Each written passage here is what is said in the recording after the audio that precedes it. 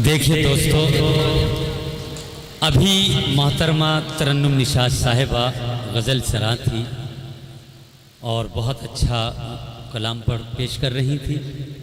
हमारी ये फहरिस्त और ये आज का प्रोग्राम इख्तिताम पजीर हुआ, लेकिन हमारे जो 4 जज यहाँ मौजूद हैं, चूँकि वो गज़ल की आबरू हैं, कविताओं का सम्मान है और स्टेज का एक ऐसा वक़ार है जिसको नज़रअंदाज नहीं किया जा सकता। ये प्रोग्राम का दौर, वो फहरिस्त, वो लिस्ट मुकम्मल हुई, लेकिन जो हमारे बुज़ुर्ग हैं, जो हमारे सीनियर शोरा हैं और कवि हैं, तो हम चाहते हैं दो चार शेर हम उन से भी सुनना बहुत ज़रूरी समझते हैं, वरना इस महफिल का, इस प्रोग्राम का जो तकाजा है वो मुकम्मल नहीं हो पाएगा। मैं सबसे पहले अपने बहुत प्यारे मित्र जनाब योगेंद्र सुंदरियाल जी से मैं निवेदन करूंगा कि वो तशरीफ़ लाएं और 2-4 शेर हमें ज़रूर इनायत फरमाएं। आप ज़ोरदार तालियों के साथ इस्तकबाल कीजिए। बहुत पतले से हैं लेकिन बात बड़ी भारी करने का हुनर जानते हैं, हमारे योगेंद्र सुंदरियाल जी जो दिल्ली से तशरीफ़ लाएं।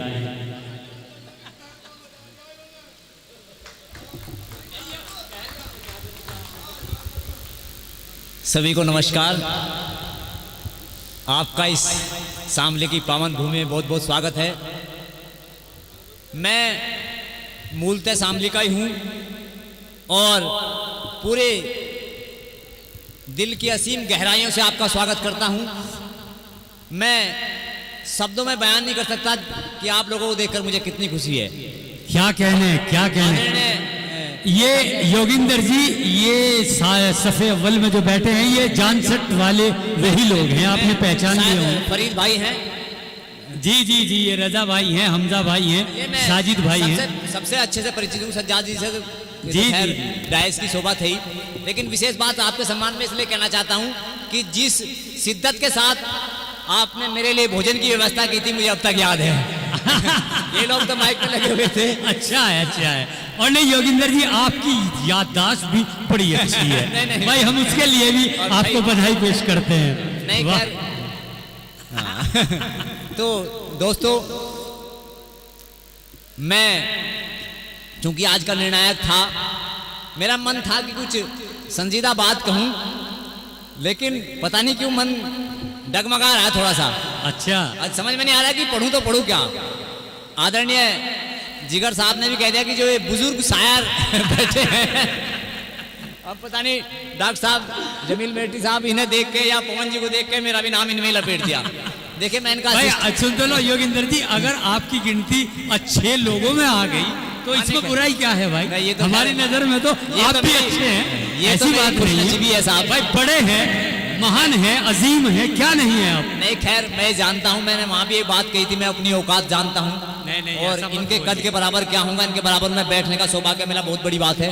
4 पंक्ति आपको देता हूँ, अपने मूड की दे देता हूँ जी। कि दिल पे जब तलवार चली तो क्या कहने हैं। एक बार जुड़िए साहब मेरे साथ। 4 पंक्ति को ज्यादा टाइम नहीं लूंगा, लेकिन मस्ती के साथ जुड़िए। कि दिल पे जब तलवार चली तो गीत प्यार का गाया है।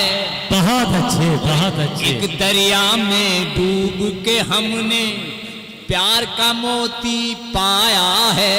बहुत अच्छे। और जब आंधी ने दस्तक दी तो लेकर आग चलाया, और इधर भी दीप जलाया हमने, उधर भी दीप जलाया है।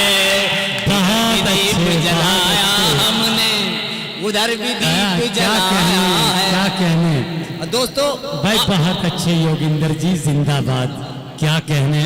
अब 4 पंक्ति, बस 4 ही दूंगा, 4 अपने स्टाइल की पंक्ति देता हूँ। फिर कभी जब, चूंकि यहाँ एक तरह से मेजबान हूँ मैं, बस केवल 4 पंक्ति देता हूँ। इन्होंने मुझे बुजुर्ग कहा, उसी हैसियत से देता हूँ। अरे क्या कहने भाई। और खासकर इनके लिए भी देखिए, जब मूछें सफेद आने लगती है तो आदमी मूछ कटवानी शुरू कर देता है। यकीनन यकीनन सही बात है। मैं 4 पंक्ति कह देता हूँ। अरे योगिंदर जी उसी हवाले से तो कहा मैंने। मैं 4 पंक्ति देता हूँ, मस्ती के साथ जुड़े जो पीछे लोग सो गए हैं वो। जी जी जी, पढ़िए पढ़िए। वाह कि अब तो मूंछों पर भी सफेद बाल आने लगे हैं। वाह।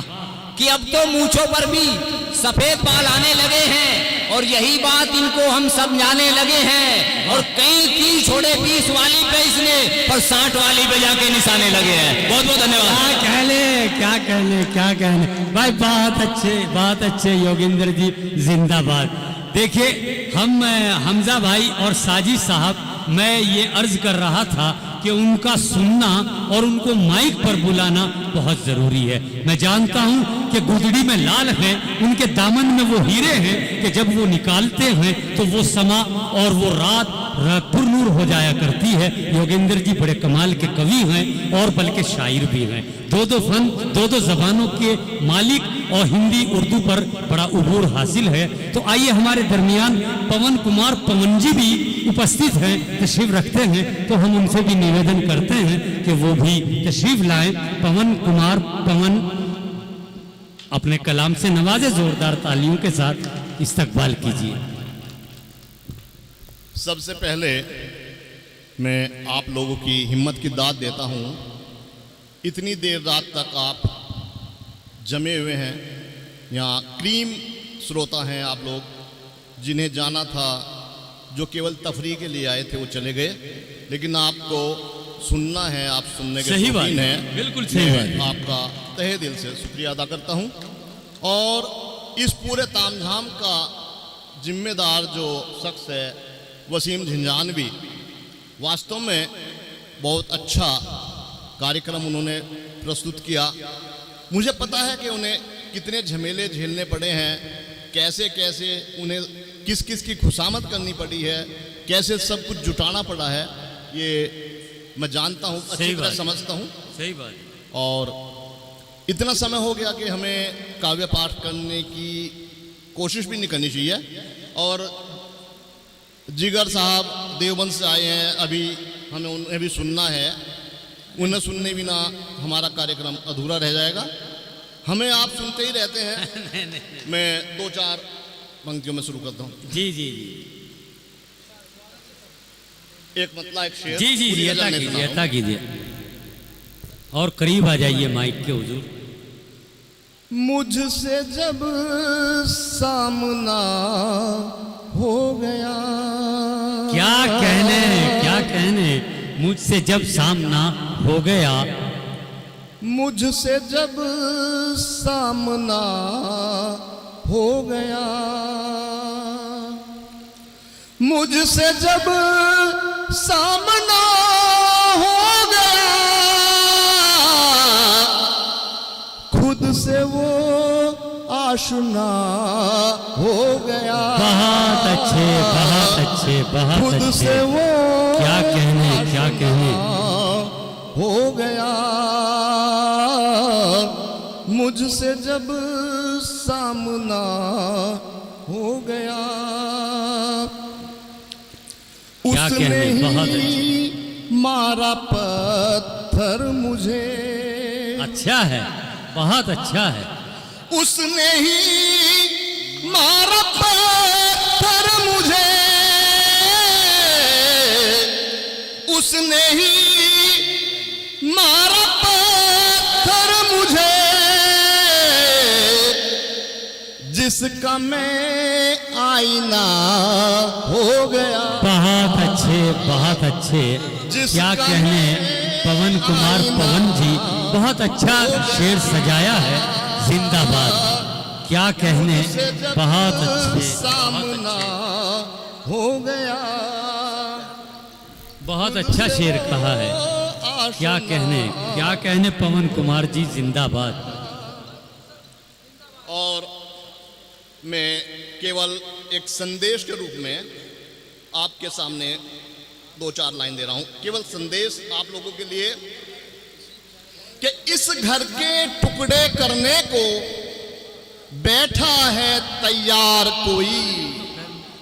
क्या कहने पवन जी, वाह। इस घर के टुकड़े करने को बैठा है तैयार कोई, लेकिन तुम बनने मत देना आंगन में दीवार कोई।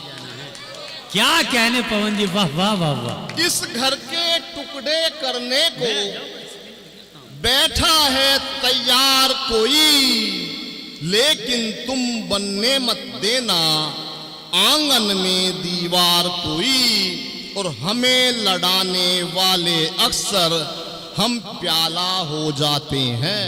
बहुत अच्छे, बहुत अच्छे।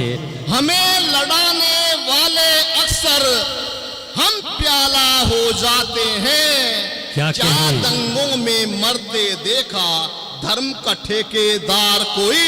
वाह वाह क्या वाह। दंगों में मरते देखा धर्म का ठेकेदार कोई। क्या कहने, इस घर क्या के कहने, टुकड़े बहुत करने अच्छे। को बैठा है तैयार कोई, इस घर के टुकड़े करने को। भाई फिर पढ़ दीजिए पवन कुमार पवन जी। कि इस घर के टुकड़े करने को बैठा है तैयार कोई, लेकिन तुम बनने मत देना आंगन में दीवार कोई। और हमें लड़ाने वाले अक्सर हम प्याला हो जाते हैं। हमें लड़ाने वाले अक्सर हम प्याला हो जाते हैं। क्या दंगों में मरते देखा धर्म का ठेकेदार कोई।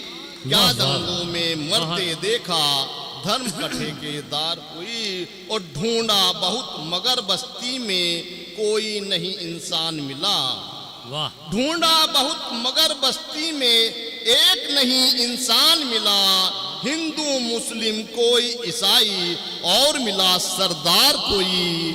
हिंदू मुस्लिम कोई ईसाई और मिला सरदार कोई, लेकिन तुम बनने मत देना आंगन में दीवार कोई। लेकिन बहुत अच्छे, बहुत अच्छे। क्या कहने पवन कुमार पवन जी। एक ऐसा समा बांधा, एक ऐसा माहौल बनाया कि जिसके पेशे नजर आपने ऐसी शायरी हमें सुनाई कि दिल बाग बाग हो गया। आइए दोस्तों, डॉक्टर जमील मेरठी का नाम अदबी और उर्दू दुनिया में एक ऐसा मोहतरम और मुहज्जब नाम है कि आपने बड़ी ईमानदारी और वफादारी के साथ उर्दू के चिरागों को रोशन किया और गेसोए सुखन को बड़ी जिम्मेदारियों से संवारा और तराशा। मजीद ये कि इनकी तबीयत पर जो तुर्यशाना हिजाब तारी है, जिसके पेश नज़र जब आप अपना कलाम अवाम उन्नास की खिदमत में पेश करते हैं तो यूँ लगता है जैसे कोई मुवर्रिख तारीख लिख रहा हो या कोई मुकर्रिर बसीरत अफरोज तकरीर कर रहा हो। जहां इनके कलाम में मुआशरे में फैलती और बढ़ती हुई बुराइयों को ख़त्म कर देने का फलसफा है, वहीं इनके अशार में ज़िंदगी सच्चाइयों के रास्ते पर गुजारने का फार्मूला भी है। आइए उसी नब्बाज सुखन से मैं इल्तमास गुजार हूँ कि हमारे ज़ख्म पे चाहत की पट्टी कौन बांधेगा। हमारे ज़ख्म पे चाहत की पट्टी कौन बांधेगा। अगर बहनें नहीं होंगी तो राखी कौन बांधेगा। और तुम्हारी महफिलों में हम बड़े बूढ़े जरूरी हैं, अगर हम ही नहीं होंगे तो पगड़ी कौन बांधेगा। तो आइए हम उस्ताद शायर जनाब डॉक्टर जमील मेरठी से इल्तमास गुजार हैं कि वो तशरीफ लाएं और अपने अशारो कलाम से हमें नवाजें। जी हुजूर। पढ़ता हूँ। दरिया तो लिख दिया है, और करीब आ जाइए। दरिया तो लिख दिया है, समंदर नहीं लिखा। दरिया तो लिख दिया है, समंदर नहीं लिखा। खुद को कहीं भी मैंने सिकंदर नहीं लिखा। बहुत अच्छे, बहुत अच्छे, बहुत अच्छे। दरिया तो लिख दिया है, समंदर नहीं लिखा। समंदर नहीं लिखा। खुद को कहीं भी मैंने सिकंदर नहीं लिखा। और किस्मत का लिखने वाला खुदा है, ये सोचकर मैंने तमाम उम्र मुकद्दर नहीं लिखा। बहुत अच्छे, बहुत अच्छे, बहुत अच्छे। क्या कहने, क्या सच्चाई बयान की बड़े सादा और सहल लफ्जों में। एक हकीकत, एक सदाकत, एक सच्चाई डॉक्टर जमील साहब ने बड़ी सादगी के साथ बयान कर दी। मुबारकबाद के मुस्तहिक हमारे डॉक्टर जमील मेरठी साहब। लोग इतनी सारी शायरी सुनने तो गए होंगे, लेकिन फिर भी मेरी थोड़ी सी शायरी बर्दाश्त कर लेना। जी इनायत इनायत। दरिया तो लिख दिया है, समंदर नहीं लिखा। खुद को कहीं भी मैंने सिकंदर नहीं लिखा। क्या कहने। किस्मत का लिखने वाला खुदा है, ये सोचकर मैंने तमाम उम्र मुकद्दर नहीं लिखा। वाह। और 4 मिसरे सुनिए जनाब। जी इनायत कीजिए इनायत कीजिए। जो शाख अपनी तरफ को झुका के रखता है, सुनते रहे ना जितने भी बैठे हो, जो शाख अपनी तरफ को झुका के रखता है, दरख्त उसकी रगों का लहू पर रखता है। क्या कहने। वाह। जो शाख अपनी तरफ को झुका के रखता है, दरख्त उसकी रगों का लहू पर रखता है।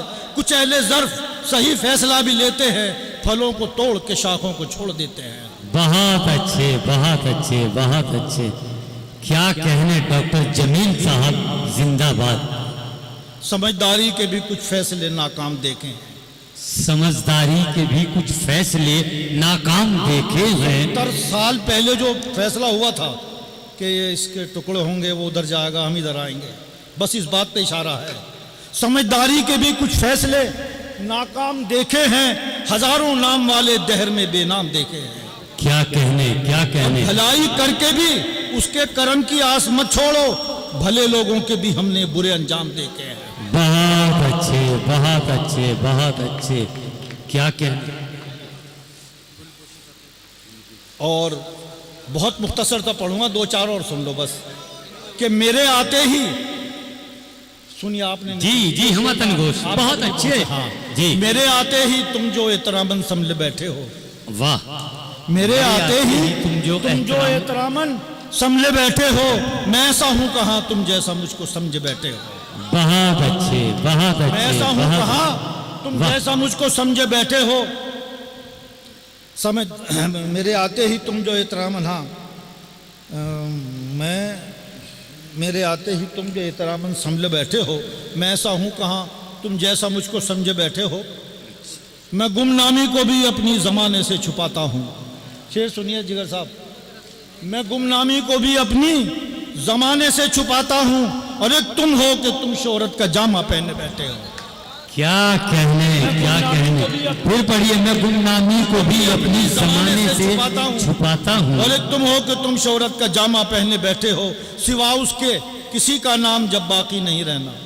क्या कहने। सिवा उसके किसी का नाम जब बाकी नहीं रहना, तो फिर नामों की तख्ती क्यों गले में डाले बैठे हो। वाह वाह बहुत अच्छे बहुत अच्छे। क्या कहने डॉक्टर साहब। सिवा उसके किसी का नाम जब बाकी नहीं रहना, तो फिर नामों की तख्ती क्यों गले में डाले बैठे हो। यहाँ जायज़ तमन्नाएं भी दिल में कैद रहती हैं। यहाँ जायज़ तमन्नाएं भी दिल में कैद रहती है, और सुना है तुम तो बेजा ख्वाहिशों से लिपटे बैठे हो। बहुत अच्छे बहुत अच्छे और एक बहुत मतलब एक अच्छे। शेर सुना आप कि रात को सुबह तलक चेहरा बदलना पड़ गया। वाह। रात को सुबह तलक चेहरा बदलना पड़ गया। चांद तारे खाए थे, सूरज उगलना पड़ गया। क्या कहने क्या कहने। रात को सुबह तलक चेहरा बदलना पड़ गया। चांद तारे खाए थे, सूरज उगलना पड़ गया।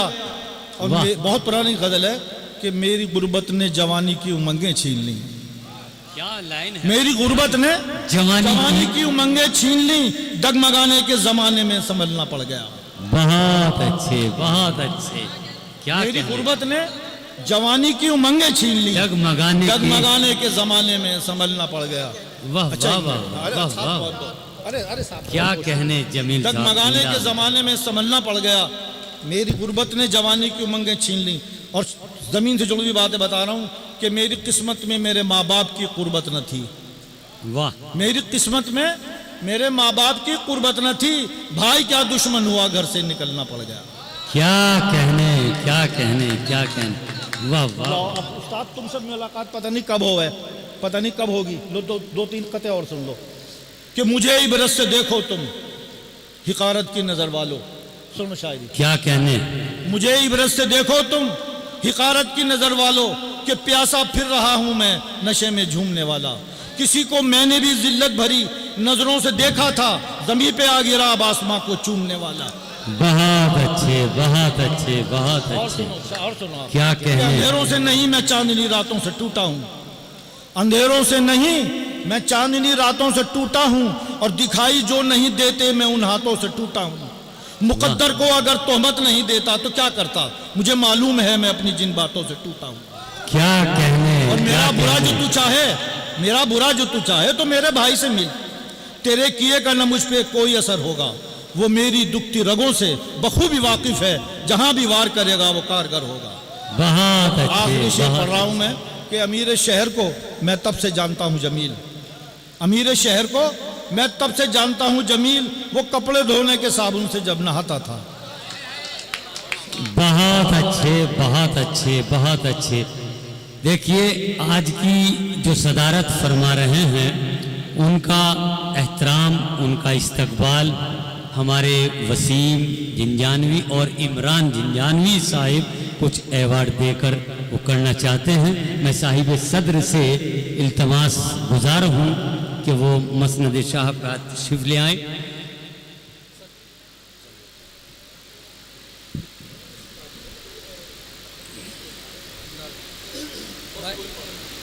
तालिया भाई।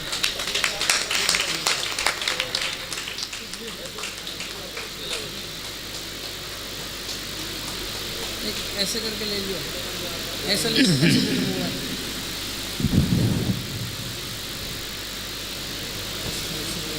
बस अब आपको इनको अवार्ड देना। मुशायरे को चला रहे थे, उनकी बहुत मेहनतों से और कामयाब ये मुशायरा हुआ। तो मैं उनसे गुजारिश करता हूँ गुलजार जिगर साहब से कि 2-4 अशार हम तक पहुँचा दीजिए आप भी प्लीज़। बात सही, सब कुछ तो हो गया। नहीं हमजा भाई बहुत बहुत चलो खैर, 2 शेर सुन लीजिए। नहीं अब देखिए जो वक्त जी समरिया भाई 2-3 शेर सुन लीजिए कि तकब्बुर हो गया उसको अदावत पर उतर आया, तकब्बुर हो गया उसको अदावत पर उतर आया, वो मेरा भाई है लेकिन हिमाकत पर उतर आया। ये वो शायरी है जो ज़मीन से जुड़ी हुई है, मुआशरे और समाज में जो शायर या कवि देखता है वो उसी को अपने अपने इल्म के मुताबिक, अपने अपने ज्ञान के अनुसार वो कागज़ पर उतार लिया करता है। यही शायरी का दस्तूर है और यही कवि और शायराना मिजाज एक ज़माने से चला आ रहा है कि तकब्बुर हो गया उसको अदावत पर उतर आया, वो मेरा भाई है लेकिन हिमाकत पर उतर आया। और नए घर में नई दुल्हन ने यूं फितने उठाए हैं, नए घर में नई दुल्हन ने यूं फितने उठाए हैं, जरा सी बात पे बेटा बगावत पर उतर आया। नए घर में नई दुल्हन ने यूं फितने उठाए हैं, जरा सी बात पे बेटा बगावत पर उतर आया। और खुदाया खैर हो लगता है कोई चाल है उसकी, खुदाया खैर हो लगता है कोई चाल है उसकी, मेरा दुश्मन अचानक क्यों मोहब्बत पर उतर आया, मेरा दुश्मन अचानक क्यों मोहब्बत पर उतर आया। और मेरे बेटे में भी मेरी तरह मुनसफ मिजाजी है, मेरे बेटे में भी मेरी तरह मुनसफ मिजाजी है, जहां मजलूम को देखा हिमायत पर उतर आया। अरे तुम गले मिल जाओ खुश रखे जी, बहुत बहुत शुक्रिया, बहुत बहुत शुक्रिया। मेरे बेटे में भी मेरी तरह मुनसफ मिजाजी है, जहां मजलूम को देखा हिमायत पर उतर आया। और वो बहुत शातिर है, वो लहजों की तब्दीली से वाकिफ है, बहुत शातिर है वो लहजों की तब्दीली से वाकिफ है। तुम्हें धोखा हुआ है वो शराफत पर उतर आया, तुम्हें धोखा हुआ है वो शराफत पर उतर आया। अच्छा जी फैजल भाई बहुत बहुत शुक्रिया। अरे भाई ये मोहब्बतें हैं आपकी। तुम्हें धोखा हुआ है वो शराफत पर उतर आया, और मेरा दावा है उसकी सब खताएं दरगुजर होंगी, मेरा दावा है उसकी सब खताएं दरगुजर होंगी। खुदा के सामने जो भी नदामत पर उतर आया, खुदा के सामने जो भी नदामत पर उतर आया।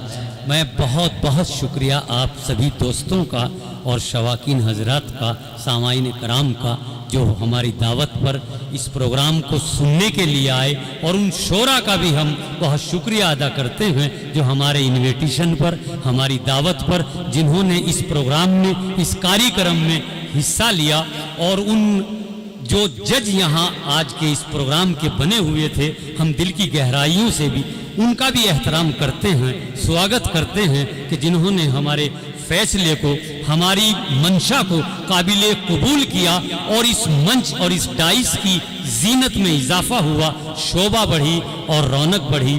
और हमारे दोस्त बैठे हुए हैं टम्मी साहब, हम उनके भी बहुत बहुत आभारी हैं और शुक्रगुजार हैं कि जिनके आने से, जिनकी उपस्थिति और जिनकी शमूलियत हमारे लिए बाइस फ़ख्र है और बाइस मसरत है। मैं तमाम अहले शामिली और बैरून शामिली का बहुत बहुत दिल की गहराइयों से शुक्रिया अदा करता हूँ। एक बार फिर मैं अशरफ कुरैशी साहिब का दिल की गहराइयों से इस्तकबाल करता हूं और मुबारकबाद पेश करता हूं कि आप जितनी मेहनतों से, लगन के साथ आज इस पूरे प्रोग्राम को कवरेज किया, और फिर अपने वक्त पर इसको घर घर दिखाएंगे, हर बस्ती में, हर शहर में दिखाएंगे, ये इनका एक बड़ा कारनामा है। इसके लिए आप मुबारकबाद के मुस्तहिक हैं। अशरफ कुरैशी साहब, गालिबन प्रोग्राम इख्तिताम पजीर हुआ, आप डाइस पर तशरीफ़ ले आइए। सिर्फ एक रस्म बाकी है जो हमारे फनकार, हमारे शायर, कवि और शायरात जो इसमें शामिल हुए, उनको एवार्ड दिया जाएगा, वो रस्म बाकी है। बाकी सब प्रोग्राम मुकम्मल ही हो गया। अरे भाई जी, जी भाई साहब, बहुत बहुत शुक्रिया।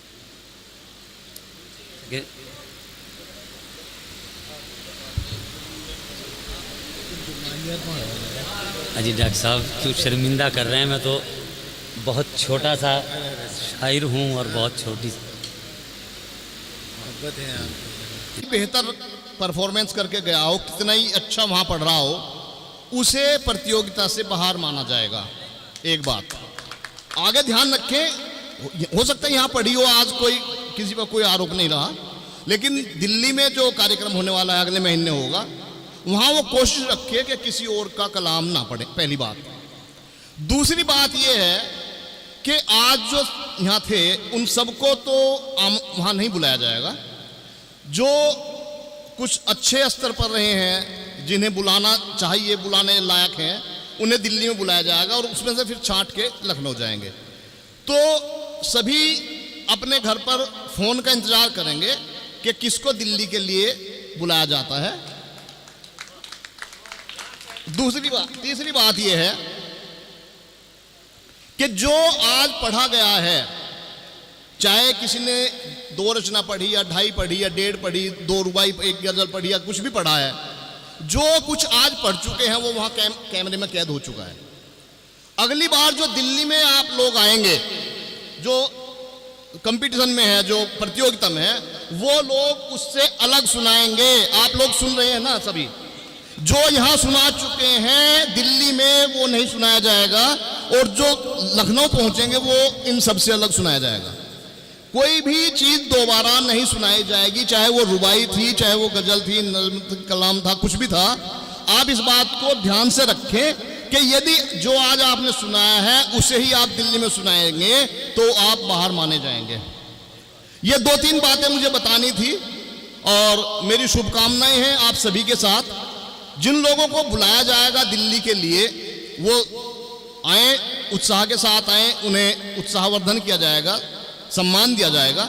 लेकिन यदि कुछ लोग ऐसे हैं जिन्हें आज बुलाया गया है और वो दिल्ली के लिए नहीं बुलाए जाते हैं, तो वो इससे निराश ना हो, बल्कि हो सकता है कि हमारे फैसले लेने में कोई त्रुटि रही हो, आपका कलाम बहुत अच्छा रहा हो, आप अपने आप को इन्फीरियरिटी कॉम्प्लेक्स ना महसूस करें कि मैं वहाँ शामली गया था और वहाँ मुझे निकाल दिया गया, अगले प्रोग्राम के लिए मुझे बुलाया नहीं गया।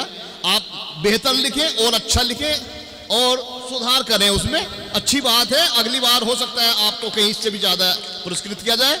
और ये छोटी छोटी बातें थी, आप लोगों को के सुखद भविष्य की मैं कामना करता हूँ और चाहता हूँ कि आप सभी लोग दिल्ली पहुँचेंगे और अच्छे कलाम से सबको सुनाएंगे। वहाँ राजधानी आपके कलाम से रोशन होगी।